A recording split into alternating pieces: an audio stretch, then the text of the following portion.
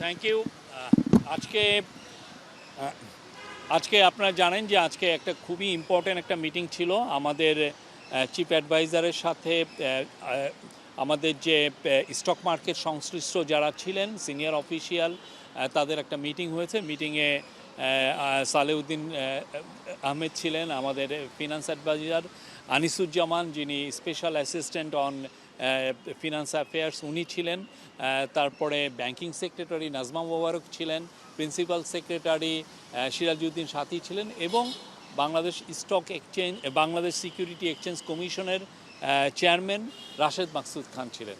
তো রাশেদ মাকসুদ খান পুরো মিটিংয়ে ব্রিফিং করেন যে মার্কেটের কি অবস্থা, গত 9 মাসে কী ধরনের রিফর্ম করা হয়েছে, কোথায় কোথায় এখনও রিফর্ম চলমান আছে, সেগুলো নিয়ে পুরো একটা বিস্তারিত পিকচার দেন, এবং সেই অনুযায়ী একটা খুবই প্রাণবন্ত একটা ডিসকাশন হয়। সেই ডিসকাশনের আলোকে কিছু কিছু ইম্পর্টেন্ট ডিসিশন নেওয়া হয়েছে। প্রথম কথা হচ্ছে যে চিফ অ্যাডভাইজার কিছু নির্দেশনা দিয়েছেন, আমরা বলবো যে 5টা মেজর নির্দেশনা দিয়েছেন। প্রথম নির্দেশনা হচ্ছে যে সরকারের যেগুলো বাংলাদেশে যেগুলো কোম্পানি বা যেগুলো ফরেন কোম্পানিতে সরকারের স্টেক আছে, যেমন ধরেন ইউনিলিভার, তাদেরকে যাতে খুব দ্রুত স্টক মার্কেটে আইপিওতে আনা যায়, আইপিও তারা জন্য ছাড় ইস্যু করেন, সেই জন্য এটা আনার জন্য উনি বলেছেন। দ্বিতীয়টা হচ্ছে যে বাংলাদেশে আপনি জানেন যে অনেক প্রাইভেট কোম্পানি আছে, এখন তারা অনেক তাদের টার্নওভার $2-3 বিলিয়ন, অনেক অনেক বড় বড় কোম্পানি হয়েছে। বাংলাদেশের তো সেই 20-30 বছর আগের বাংলাদেশ না, অনেকগুলো কোম্পানি অনেক বড় হয়েছেন, তাদের অনেক বড় বড় ভেঞ্চার আছে। তো তাদেরকে যাতে স্টক মার্কেটে আনা যায়, এবং সে আনার জন্য বলা হয়েছে আইপিওতে তারা যেন আসেন, এবং সেটার জন্য কি দরকার, যে কী ধরনের প্রণোদনা দেওয়া যায়, সেটা রাশেদ মাকসুদ খানকে বলেছেন যে এই প্রণোদনা দিয়ে এই সমস্ত কোম্পানি, যেমন কোম্পানি লাইক সিটি গ্রুপ বা মেঘনা গ্রুপ, আরও অনেক কোম্পানি আছে, তাদেরকে কিভাবে আনা যায় সেটার কথা বলা হয়েছে। তৃতীয় হচ্ছে যে আপনি জানেন স্টক মার্কেটে ভেস্টেড ইন্টারেস্টের লোক অনেক অনেক ধরনের ভেস্টেড ইন্টারেস্ট আছে, ফলে দেখা যায় যে আমরা রিফর্ম নিলেও অনেক সময় রিফর্মগুলো ঠিকমতো কাজ করতে চায় না, বা এরা এই রিফর্মগুলোর বিরুদ্ধে দাঁড়িয়ে যান। তো এইটার জন্য এই স্টক মার্কেটে যাতে খুব ডিপ রিফর্মটা ক্যারি আউট করা যায়, এবং এমন ব্যক্তি যাদের আসলে এইখানে কোনো ইন্টারেস্ট নাই, এই রকম একটা রিফর্মের কথা চিফ অ্যাডভাইজার বলেছেন। এবং উনি বলেছেন সেট অফ ফরেন এক্সপার্টকে আনতে বলেছেন, যারা এসে 3 মাসের মধ্যে পুরো রিফর্মটা তারা ইনিশিয়েট করবেন বা ক্যারি আউট করবেন। এইটার একটা সেট অফ ফরেন এক্সপার্টকে আনতে বলেছেন। ফোর্থ হচ্ছে হলো আমাদের, আপনি জানেন যে স্টক মার্কেটের বা স্টক মার্কেট রেগুলেটর বা এই সংশ্লিষ্ট সমস্ত যারা এজেন্সিগুলো আছে বা অফিসগুলো আছে, ওইখানে অনেক ধরনের দুর্নীতি আছে, দুর্নীতিগ্রস্ত অনেক, এর বিরুদ্ধে অনেকের অনিয়মের কথা শোনা যায়। তো চিফ অ্যাডভাইজার বলেছেন যে যাদের বিরুদ্ধে অনিয়মের অভিযোগ আছে খুব দ্রুত তাদের ব্যবস্থা নিতে, এবং এই যাতে পুরো স্টক মার্কেটে এক ধরনের বার্তা পৌঁছায় যে কোনো ধরনের কোনো অনিয়ম বরদাস্ত করা হবে না। আর 5 হচ্ছে যে আপনি জানেন যে বাংলাদেশে যে যারা বড় বড় কোম্পানি আছে, তারা মার্কেটগুলোর থেকে ব্যাংকগুলোর থেকে তারা আসলে ঋণ নেন, অনেক সময় সিন্ডিকেটেড লোন নেন, অনেকগুলো ব্যাংকুর থেকে 1,000-2,000 কোটি টাকা তারা ঋণ নেন একটা বড় প্লান্ট সেট আপের জন্য। তো এইটার জন্য বলা হয়েছে যে এই ঋণটা যাতে এটাকে নিরুৎসাহিত করে কিভাবে এই ঋণে না যেয়ে কীভাবে তারা বন্ড ইস্যু করে বা স্টক মার্কেটের মাধ্যমে কিভাবে তারা তাদের ফান্ডটা রেজ করতে বা ক্যাপিটালটা রেজ করতে পারেন, সেই বিষয়ে বলা হয়েছে। আমি আবারও বলবো যে খুবই প্রাণবন্ত আলোচনা হয়েছে। চিফ অ্যাডভাইজার পুরোটা শুনেছেন, শোনার পরে উনি নির্দেশনা দিয়েছেন, এবং আমরা আশা করছি যে খুব দ্রুত স্টক মার্কেটে মানে আমরা রিয়াল এবং মিনিংফুল রিফর্ম দেখতে পারবো। আচ্ছা, একটা প্রশ্ন ছিল যে বাজারে যেই ইন্টারমিডিয়েট যারা আছে, মধ্যস্থকারী, মার্চেন্ট ব্যাংক, ব্রোকারেজ হাউস বা যারা হচ্ছে ব্যবসা করে থাকেন, তারা দাবি করছেন যে আমাদের সমস্যা কিন্তু আমাদেরকে মিটিংয়ে রাখা হলো না, সেক্ষেত্রে মিটিংটা কত? আমরা তো বলছি এটা হাই লেভেল গভর্নমেন্টের অফিসিয়ালদের মিটিং।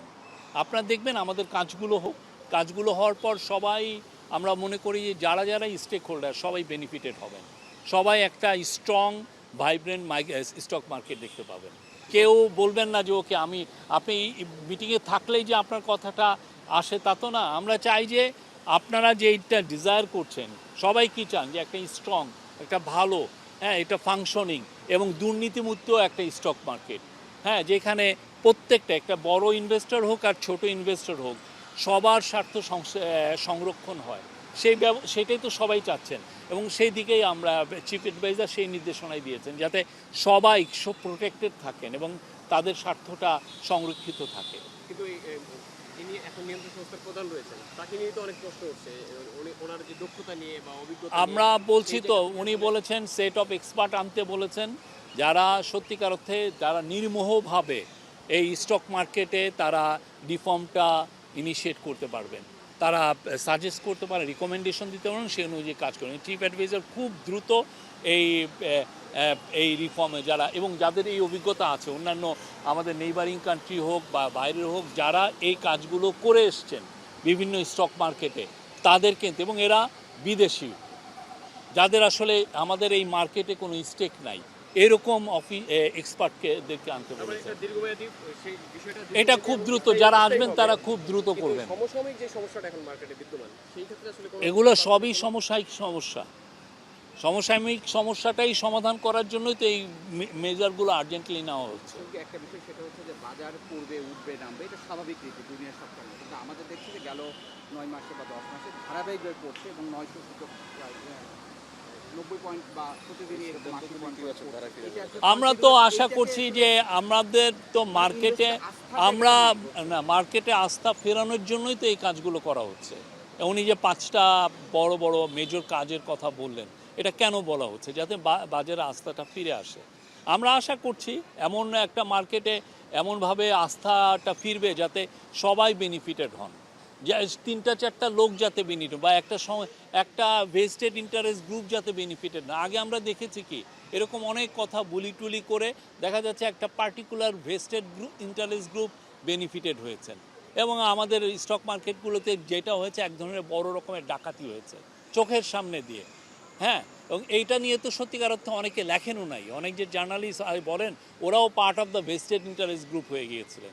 তা আমাদের আজকের মিটিংয়ের মেসেজটা হচ্ছে যে এই পুরো স্টক মার্কেটে খুব দ্রুত মিনিংফুল রিফর্ম করা যাতে সবাই বেনিফিটেড হন, যারা ইনভেস্টমেন্ট করতে আসবেন, যারা আইপিওতে যাবেন, যারা এখানে বন্ড ইস্যু করবেন, বা মিউচুয়াল ফান্ডের কথাও বলা হয়েছে যে অন্যান্য দেশে মিউচুয়াল ফান্ড খুবই পপুলার, আমাদের এখানে মিউচুয়াল ফান্ড যাতে বড় হয়, পপুলার হয়, এবং এটাকে নিয়ে যাতে এক ধরনের ভেস্টেড ইন্টারেস্ট গ্রুপ জন্য এটাকে নিয়েও ম্যানিপুলেট না করতে পারে, সেটার কথাও বলা হয়েছে।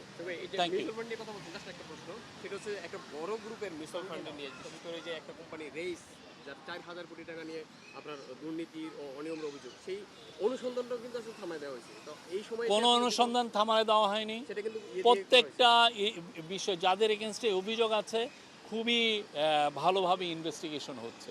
আপনারা সিকিউরিটিজ অ্যান্ড এক্সচেঞ্জ কমিশনে আপনারা খবর নেবেন। Thank you.